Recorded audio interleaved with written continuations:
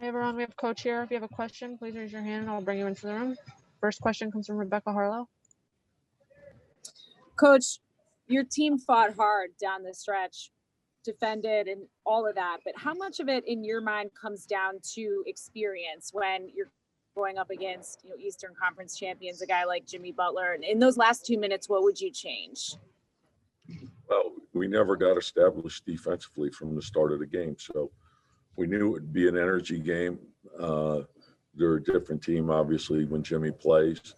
And so offensively, I liked us, particularly in the first half. But defensively, we got to be a lot better. There were several possessions in which we had pretty good defense, but we didn't finish our defense. And against a team like that, they're going to keep moving, and you got to make sure that you play it throughout the clock. And you got to finish it with the shot challenge and the rebound. And, we didn't do that. And that's what you need to do. Amanda Hajar, Knicks Digital. Hey, Coach, can you speak a little bit about Taj on and off the court, how he's kind of stepped in here, especially in Nerlens' absence, and what he gives you as a leader and as a veteran on the team? Just great veteran leadership, a lot, total winner, team first guy, willing to sacrifice, help in any way he can. Whether it's just being vocal in practice, really working hard in practice, being early, staying late, then being ready to play. Whenever he's called upon, he's ready to go. I thought he played really well. And when Nerlens is back, he'll be ready in whatever role we ask him to play. And that's always been the beauty of him. Even early on in his career, you could start him, you could bring him off the bench. Whatever the team needed, he would provide. Great teammate. Very coachable, great leader. Mark Berman, New York Post. What did you see from RJ Barrett today? Obviously, you didn't feel comfortable playing him in the court. And again, I just felt we got behind early and then trying to, come back and just searching and trying to find energy. And so that's why we did what we did. But obviously, I'm very pleased with RJ overall. And so we'll take a look at the film, make our corrections, and be ready for the next one. Ryan Mahoney, AP. You had the game tied with about 5 minutes left, and then things kind of dried up there for a little while. Is that just a situation where they have a guy in it, Jimmy, who can make plays, passing, shooting, whatever, whereas you guys don't quite have that yet? Well, I mean, and you got to give them credit. And it's not just Jimmy. They have Bam as well, and they have great shooting around them. But you got to make plays down the stretch. And you got to understand the fourth quarter is different. The intensity is different. Decision making is different. The officials will allow more to go on. In terms of physicality. And so we have to understand that part of it. And sometimes you have to be willing to give yourself up for the team, whether that be a cut, a screen, setting up the screen. You can't shortcut things. And so, they did a good job down the stretch and we fell short. Amanda Hajar, Knicks Digital. Coach, what have you seen from Obi? It seems like over the last few games, with every game, he gains a little bit more confidence offensively and defensively. What have you seen from him on the floor and in practice as well? Yeah, just, as I mentioned the other day, he's working really hard in practice. He's studying, he's playing hard. I think he's learning. He's going through a learning process right now, but his attitude has been very upbeat, and he'll continue to get better. Just put everything you have into each and every day. I thought he gave us some good minutes today. Rebecca Harlow. And Coach, I was actually going to ask you that same thing. I mean, he gave you some nice minutes in the beginning of that fourth quarter there, had out 7 points or something like that. What is it that he needs to learn, or what do you want to see from him in order for him to play more minutes in late game scenarios? Well, it's just, overall, it's every phase of the game. So you have to know not only your individual matchup, but the team matchup, what your team responsibilities are. And also the team has to function well when you're on the floor. And so if one guy's not seeing anything, that could cause, the whole group to not function well. So it's not just Obi. It's Obi and the group that he's with, and so it's never an individual thing. And then, of course, when he goes into the game with that group, they have to protect the lead or build the lead. They can't lose leads, and so we can't lose ground. We expect, it's based on performance. When you play well, you play more. Steph Bondi, Daily News.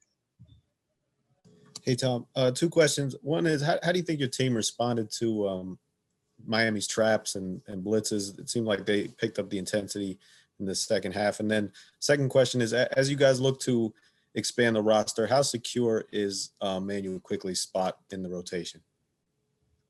In terms of the blitz, we felt like that's what they would do. And so I want to look at the film. I thought we had some really good looks at some threes. I want to take as I mentioned, to watch it to make sure that I saw it correctly. And we'll have to make some adjustments, but overall, I was pleased with that. And, in terms of the roster, that's a Leon question. And I'm not commenting on any rumors or anything like that. Mike Vorkunov, The Athletic.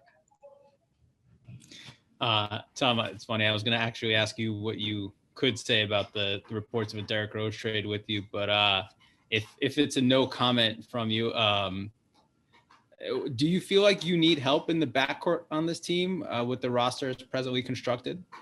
Well, I'm focused on the guys that we have here. So, Leon, Wes, Scott, they're constantly looking at the opportunities and who's available and thinking about upgrading the roster whenever they can. And, whether it happens or not, oftentimes those things get talked about and leaked and, and they don't happen. So I focus on who we have and who we're playing next. And that's where that lies. Hey everyone, Taj Gibson's here. If you have a question, raise your hand and I'll bring you into the room. First question comes from Rebecca Harlow, MSG Network.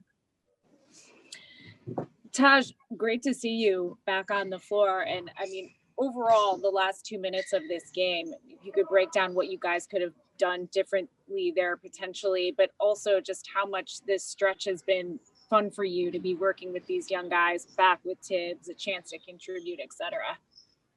Well, the last 2 minutes in the game, first off, it was real competitive. I felt the game was a great game. It's big for us to build off on. Miami Heat is they're a talented team. You can tell why they're the Eastern Conference champions. They're just a team trying to scratch our wins. That last 2 minutes came down to just executing, getting defensive stops, and just playing through your personnel. And they just executed to a T. And that's some things we can look at for the next game. Mark Berman, New York Post. Just last season, you were the starting center. What's it been like to not know if you're going to play unless there's an injury? Well, I've been around this league. I've been around for a long time. I've been in almost every kind of situation, as far as coming off the bench, as far as starting, as far as coming in late in the game, finishing the game. I've just been taught to just be ready and just try to help the team any way I can, whether it's a lot of minutes, short time. But the great thing about it, I got a great group of guys behind me, constantly cheering me on. We practice hard together. So it's been a joy so far. But I'm just reading the team. I'm just reading the coaching staff. But we really work a lot. We make sure we get our work done. But I'm having a great time. Steph Bondi, Daily News. Hey, Taj, obviously there are reports that the deal is done for Derrick Rose to join the Knicks. You played with him, obviously, in Chicago. What do you think about a reunion here in New York? To be honest, I just found out right when you just said this, I was really just working out just now. So I know him my whole career. We came in together, so I know he's a competitor. This stage right now, he's a great guy.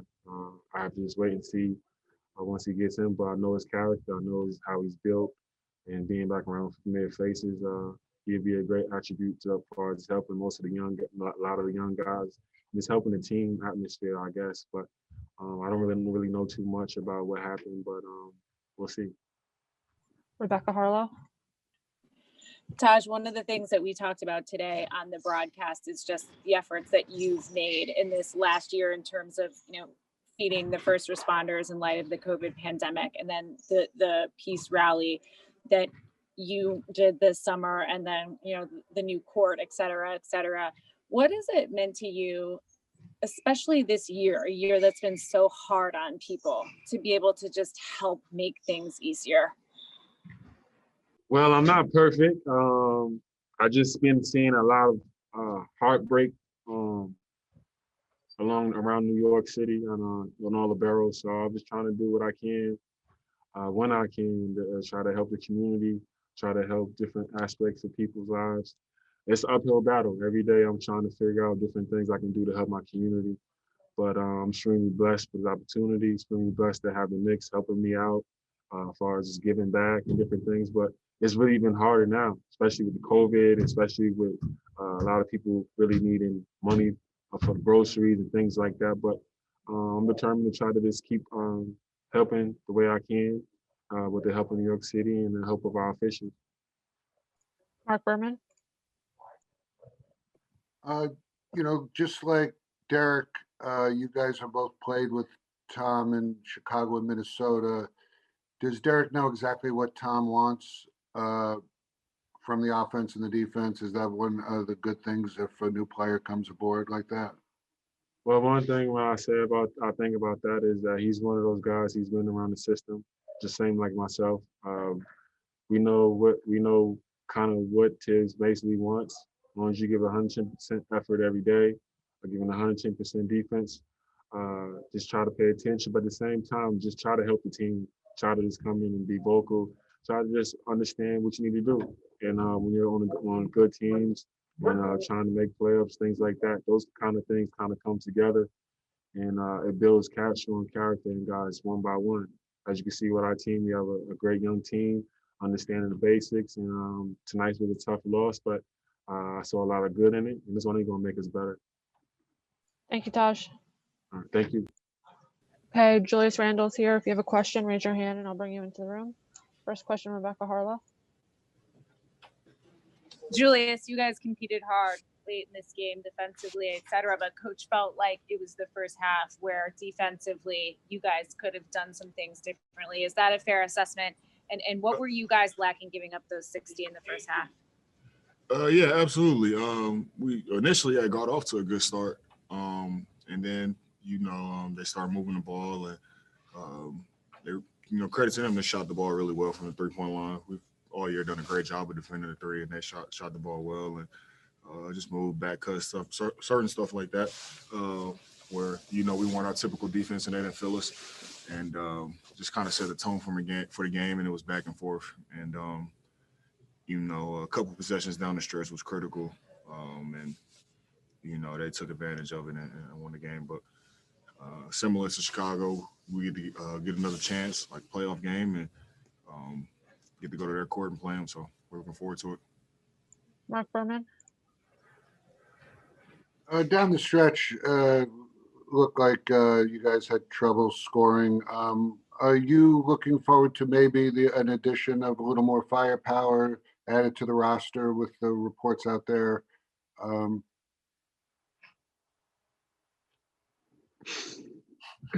Yeah, I can't speak on anything that's not official, Byron. You know that. Steph Bondi, Daily News.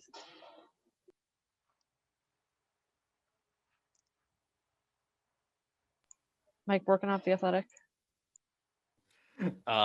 Julius, hey, I know you can't speak about unofficial things, but just to ask, do you guys feel like you need some help in terms of maybe from outside the roster, some scoring pop? Would that be nice?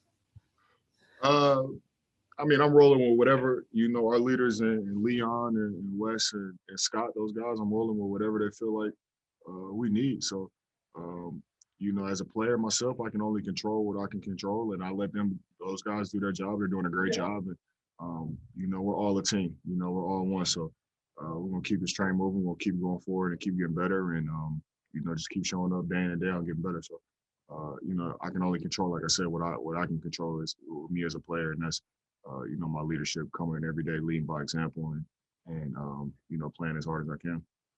Amanda Hajar, Knicks Digital. Hey Julius, Quick and Obi mentioned how valuable it is to have somebody like you, especially in their first year, kind of guiding them through it. Obi called you, like his big brother.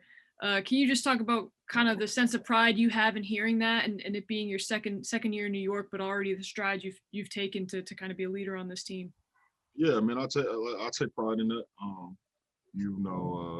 Just passing, it's my 7th year, for passing the knowledge that I've learned down to the next guys. Hopefully I can make, the adjustments to the NBA faster for them and help them out as much as I can. Whatever I see on the court, whatever I can do to make it easier on them. I feel like, as a leader of a team, that's my job. So, I'm always going to constantly give them advice and give them information. And, credit to them, they're always seeking it. Those guys are like sponges, constantly seeking information. They want to get better. They're gym rats. They do a great job of working extremely hard and, just trying to get as much knowledge as they can. So they're going to be really good in this league for a long time. And, they're doing a great job so far. Bobby Childs. Julius, you guys are a quarter of the way into the season already. And to your point about controlling what you control, are you starting to see teams make adjustments, more doubles, triples to you? And tonight we saw Miami throw some traps on Quick out there. What are you seeing, and what do you feel as though you guys need to start adjusting to next? Yeah, they've been doing it as far as the double teams and stuff. For me, they've really been doing it all year. So I try to do all year, just try to make other people better. Make the right plays, whatever that is. For today, they definitely did. They trapped our guard, trapped them off pin downs, and it created a little bit of indecision. Coach, honestly, we work on it. He does a great job of drilling us with that type of stuff every day. We work on it, so we just got to trust it. We'll make the necessary adjustments. We'll watch film tomorrow and see what we can do better, see our reads and all that type of stuff, and come out next game on their court and win again. Thank you, Julius.